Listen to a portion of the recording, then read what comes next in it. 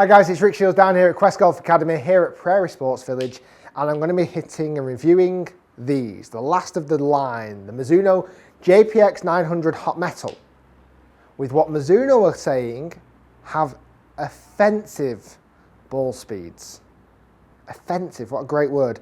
There's bits of technology in here that I don't really know a great deal about, but hopefully it can show you in the review, which is chromoly.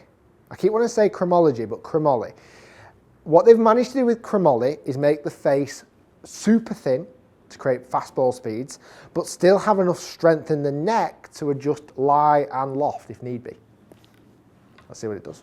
Let's see what it does. So I've got 7, 4 and 9. I've already reviewed the Tour irons, which is the blade, and the forged, which is the middle kind of cavity of this line of Jpx900. They're already on my channel. If you want to watch those, feel free. While you're here, watch this first. So, hot metal, very different sized head compared to the two that I've already tested. Much, much bigger. The perimeter weighting around the head is, you know, real bumper perimeter weighting. It looks so almost like we've pumped steroids into the back of the golf club in comparison to the Forged and the Tour. There is an undercut. As I look down into the club, there's an undercut, which they're actually calling cup face, which I don't know if I think that's been used before, that word. But with the chromoly, I got it right, that's keeping the face thin to create faster ball speeds. The 7-iron is 31 degrees of loft, so the same as the Forged, which is good because you'll get that crossover between the player who wants to have a little bit of hot metal in the longer irons and the Forged as they move into the shorter irons. So it's strong but not super strong, a 7-iron there. Let's see what offensive ball speed this gives us. When I look down at the ball, much, much bigger head, it's still got that slight kind of fuzzy texture, the brushed chrome around the head, but then it has got shiny chrome features to really enhance the perimeter weighting along the back. I suppose that's just graphically makes it stand out a lot more. Let's give this a hit. Much, much bigger head. See if it feels any different.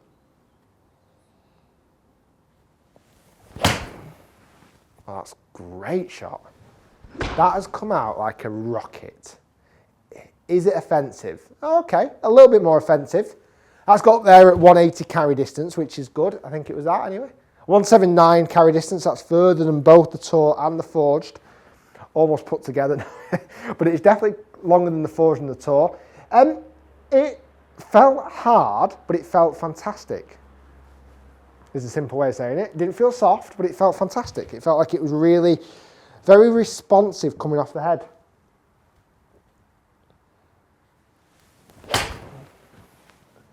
Oh, yeah. I mean, this is going to go really close. Go in. Yet to have one go in the hole of any review I've done. I mean, I don't know if that's a good thing. I don't know if I should be boasting about that, but I was 178 carry, definitely further. It gives me a different confidence level to the other clubs. The other clubs, I was confident because I love the look. This, it gives me confidence because the top line is massive. And I'm looking at it and going, I can smash this. Certainly after coming from the Tour, straight to this, there's a massive difference between the top line thickness. That was 178 carry. So pretty much exactly where I'd want the 7-iron to be flying with this.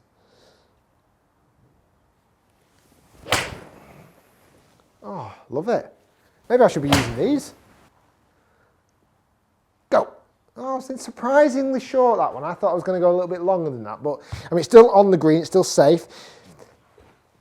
You don't get the soft feel, but you definitely get good performance. So you don't get quite as soft out the Tour and the Forged, but the performance I cannot fault. They were carrying at 176 on average, so good hits those, even though that last one was a little bit short. Now 215, I don't know, it might not be long enough for this 4-iron.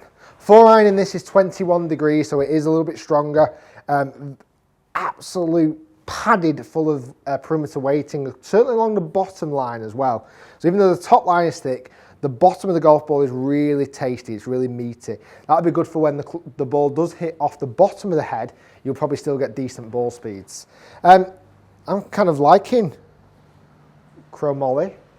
I've got no idea what it means, but it's making this club travel a decent distance. Right, let's go and some with the 4-iron. Okay, that was a bad hit. Let's see what that's done. That was a terrible strike.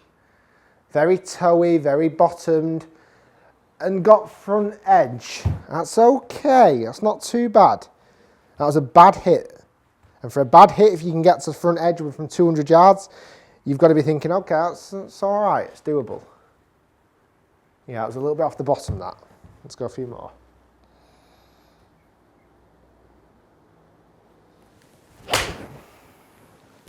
Well, that one was right in the meat, but I've pushed it. And let this be a valuable lesson as well. Because of the chunky head doesn't mean it's going to go any straighter. It should offer slightly more forgiveness on off-centered hits. And that was a misdirection shot that's still gone a decent distance.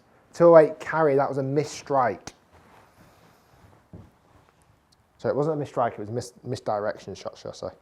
Let's go one more with the 4.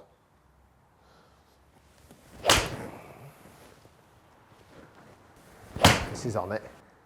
Low drawer. Yeah, I like it. I was a little bit off the bottom again, but it still got to the green. I like the 4. Felt good. One bad hit, which has still got to the green, and a couple of good hits, maybe that didn't get quite the direction, but performance-wise, I cannot fault. Now, the 9-iron, the final club in the model here, this is a 40-degree 9-iron. I'm going to pull this to 150, and the plan is to hole one with this. It's not overly big. It's not a massive sized head, which is good, but it does offer a little bit of forgiveness and comfort. Oh, it's going to have to travel. I don't think it's up there. If it is, it shocked me. Yeah, it's a little bit short of that 150. I didn't think I quite got every single dimple of the golf ball then. It felt a little bit off the bottom, but still done well. 146 carry.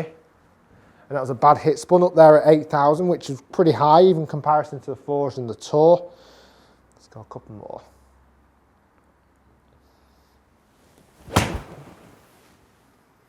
That is right down the neck. It's gone too long, hasn't it? Now that's a fear, that's a problem. If I'm getting that coming out hot metal hot, I don't want it going that long. I don't want it going carrying 163. That was a big hit, surprisingly big. Hardly had no spin on that ball then at all. But it was still Pro V1. I don't know why it didn't spin as much. That was very bizarre. It felt good off the head, but it just the spin completely dropped off that ball that time. Let's go one more. See, that's a much better golf shot. That felt like I was back in control of the shot again. Yeah, just that odd second shot. Not quite sure where that came from. Also, it was like it caught a flyer almost. Mizuno Jpx900 hot metal. I went into this review with the least amount of excitement, and I've come out of it with the most surprising results. They fell off the head fantastic, but nowhere near as soft. But they felt good, a different good, a harder striking good. But they felt responsive still.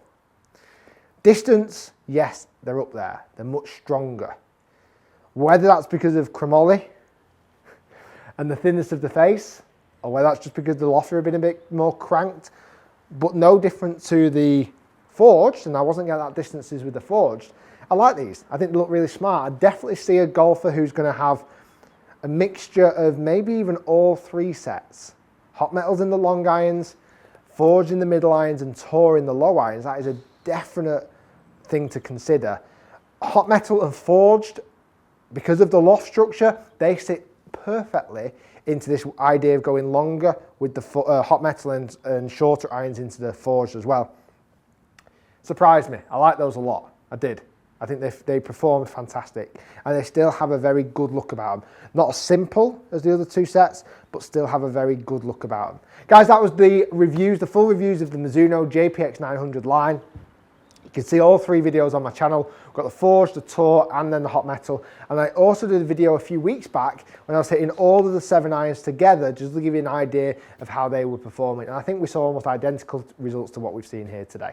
Guys, thanks for watching. Hopefully you enjoyed the video. If you have, click thumbs up. Which one of the Jpx900 line do you like the most? Comment below. Love to hear what you say. Thanks for watching, guys, and we'll see you soon.